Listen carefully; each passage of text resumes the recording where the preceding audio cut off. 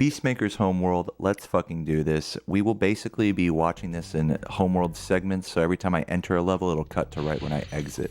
Now, right at the start here, this is kind of tough to do. Usually, you may not have gold sparks here, and it's tough to skip this chicken right here, but if you can, try to avoid this chicken, because it's going to make collecting these 3 reds a lot harder.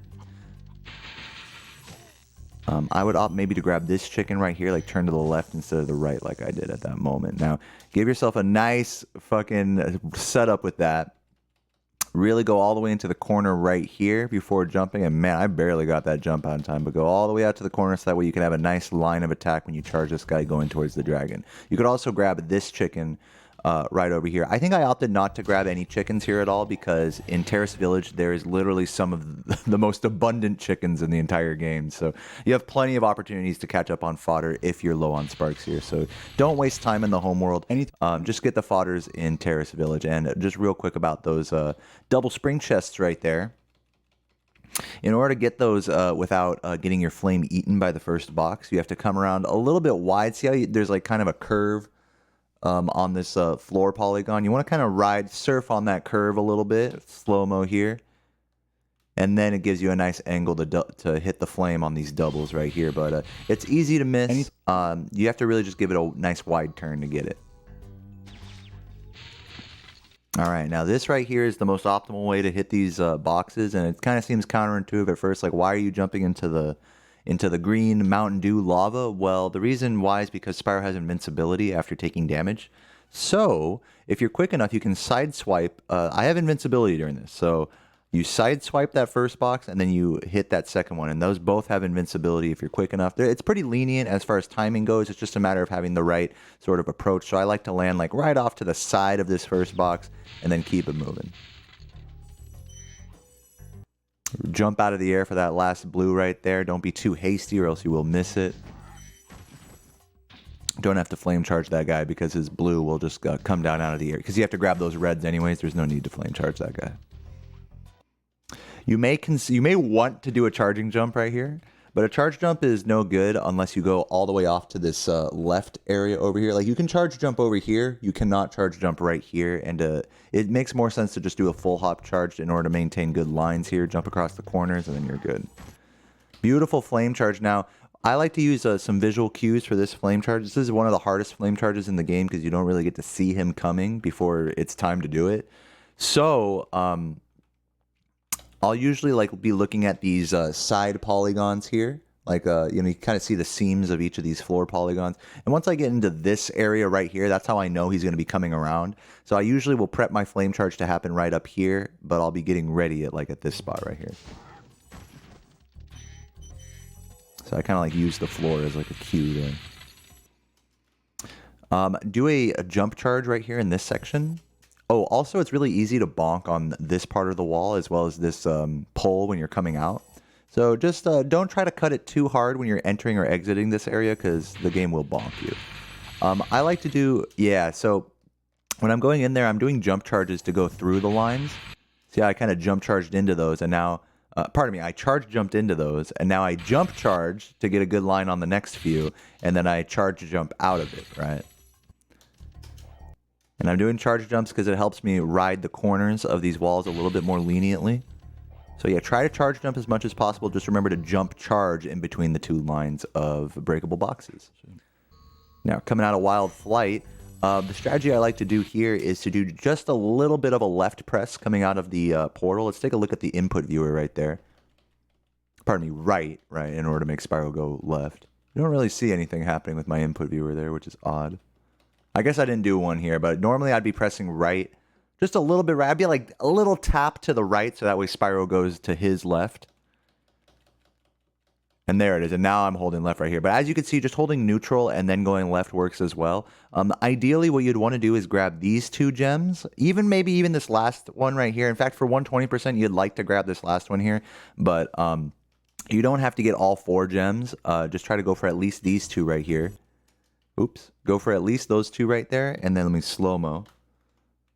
And then if you're, the jump charge, if your lines are good, then you could actually charge straight through both of these boxes, and flame charge the last one before the fade back. And you can see I got a nice little fade back charge. You can, and if you mess up the strat at all, you can just fade it back and just clean up whatever you missed on your way back to the wind tunnel. The only other thing I want to mention about this section is that the wind tunnel doesn't spawn until you cross over those first 4 gems. So you have to at least like go to right here to like this spot. Normally, if you just press square, you'll go here. That's fine. But you need to go to at least here in order to spawn the wind tunnel. So if you go too hard with your movement here, you will skip the spawn for the wind tunnel. So just be careful. Also, this is one of the few wind tunnels in the game you actually have to jump it. You have to jump into it. So yeah, jump into it. But in general, you're going to be wanting to jump into wind tunnels anyways, because that preserves upward momentum, so that way Spyro doesn't stall for a moment before he starts actually moving upwards in them. Now, I grab this dragon first, and then turn around for these double boxes.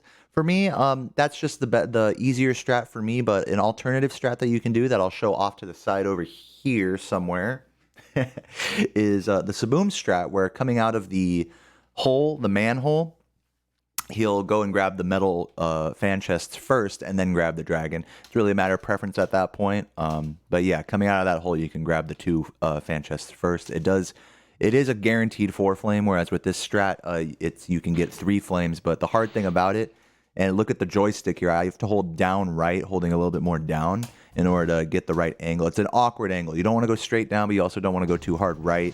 I like to give it a little bit of a walk forward just so I can see visually, like right here. Like, so I can see visually, like right here, like, ah, yes, I am getting them. So it's not like completely blind. I fell into the goop there, dude. I just like Mountain Dew too much. What can I say, man? Baja Blast for life. Am I right, guys? All right, coming out of Misty Bog. Now, you'll notice I killed the hog going into Misty Bog.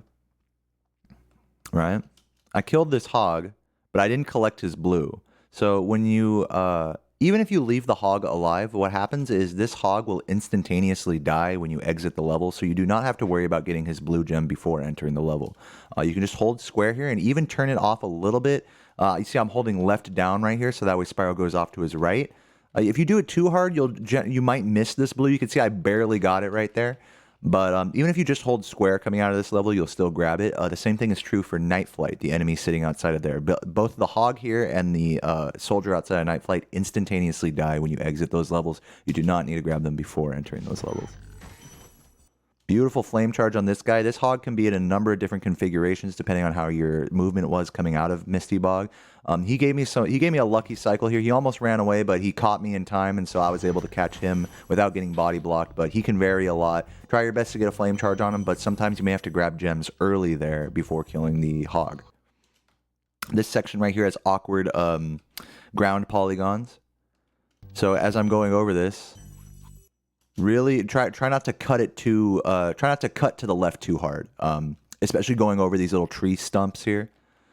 Keep it to the right, and then cut it to the left. Now you can do a charging jump right here, but be careful because once you go past this part, you cannot do a charging jump. See how that's the floor polygon and then another one right there? Once you go onto this floor polygon, you cannot. It's at such an angle that it does not allow you to do a charge jump. So if you are going to do this charge jump, make sure you do it early. Expect to bonk a lot, but I ended up getting the movement there pretty well. Now coming out of treetops, you want to be holding left up on your joystick. So that way, and again, as you're coming out, you know, the camera pans around. So you're noticing as I'm going through these, as I'm coming out of these portals, I'm holding in a certain direction, but then I have to kind of change the direction as the camera pans around in order to keep going the way I want to go. So I hold left up here, but I switch it back around to like up right if I need to. But usually just a little left up is all it takes. And in fact, with coming out of treetops in particular, you just hold left up. And even if you hold that, it'll see now if you're holding left up, you'll dodge the shrub. So this is one of those situations where you actually can just hold left up and you'll be good. But say coming out of like Wild Flight, for example, you know, you hold like right and then you got to crank it to the left, and you're coming out of Misty Bog, you're holding left and you got to crank it to the right. So treetops is not so much, coming out of treetops, it's not so much like that. Now with this part right here, you can do a charging jump onto this little shelf right here. And in fact, a little task strat is you could kind of cut it super hard perpendicular and continue to do a charge jump, but that does sacrifice your lines. And honestly, it's probably a better call to just do this full hop right here. But bear in mind, coming into this portal, same thing going into the Misty Bog portal, you want to be turning parallel with the portal, entering in kind of the middle or latter half of the portal. You would think that the fastest strat would be to go straight into this left side of the portal over here, but that forces a longer load as you enter the portal. We're talking about the difference of like less than a second here, but if you, by turning to the right, turning parallel with the portal as you enter it, you'll get the camera closer to the actual portal, which will cause the level to load more quickly when you enter it. So it's a little bit less of that little jump right here. I'm talking about this little like sort of jumping animation that he does, right? That little bit right there. You can kind of shorten that time depending on how you enter both the Misty Bog portal and the Metalhead portal. Now, coming out of here, again, holding left. These portals, like really optimizing this homeworld movement has everything to do with what direction you're holding on your joystick coming out of them. And here we're holding left, kind of a little up left you could see, and then I turn it, crank it back to the right here with the joystick. These are the things that really, the little micro movements that allow you to catch these cycles, especially with that guy right there. That guy is pretty lenient.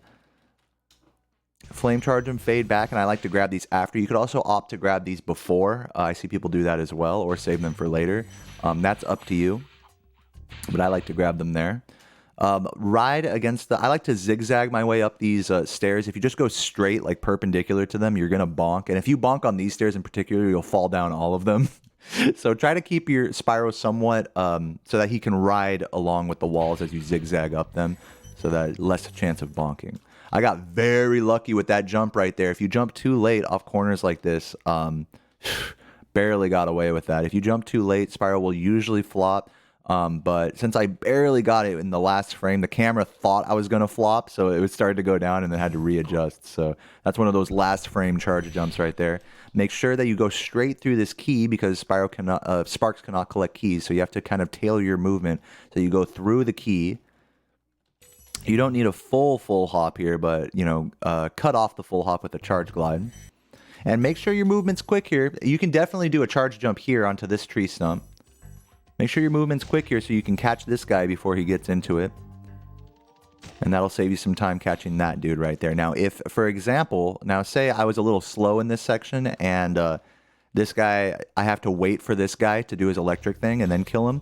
What I would then have to do, or what you then could do, you wouldn't have to do this, but what you could do is kill this guy that I just killed, and then go down, grab these metal boxes, then grab this dude if he's on an impractical cycle.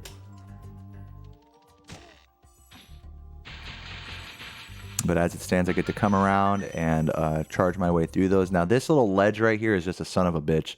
This ledge, and especially coming out of this gem box right here, the tendency, and you can see right here, the tendency is to kind of really like ride the wall as you jump up. But you really don't want to do that. The more you push up against the wall, the more it kind of eats your height. So I think the best way to approach this particular wall is to jump a little bit more outward than I did here. Don't ride the wall as hard. Jump a little bit more out to the left and then push it to the right once you get to the crest of your jump. But I think the key with avoiding the bonks on this particular ledge is knowing what part of the ledge you're jumping up. Keep in mind it's steeper on this right end part than it is over here.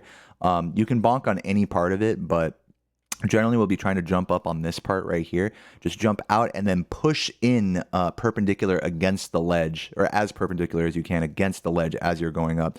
The more you're turning your joystick, like if you look at my joystick, I turned it up to the right there. That's what stopped me from having a bonk right there. If I were to just hold straight up, yeah, it would work sometimes, but it's more likely to bonk in that scenario. Take a little mini walk right there. Don't be too cool. Don't be too hot for your britches. You know, I'm just going to charge. Look, you just charge right through these, right? So easy, right? We're speedrunners, you know, charge right through them. You're going to miss a gem. I'm just telling you right now, I've lost many runs to missing one of these gems. Just take the little mini walk there, just so you can be sure, and make sure to charging jump into this last gem. If you just run up to the balloonist here, Spyro will literally be standing inside of the gem, but not have it collected because Sparks is still in mid collection. So you have to charging jump into it. And if you charging jump a little early, like I did here, just give it a little mini glide and then charge into it.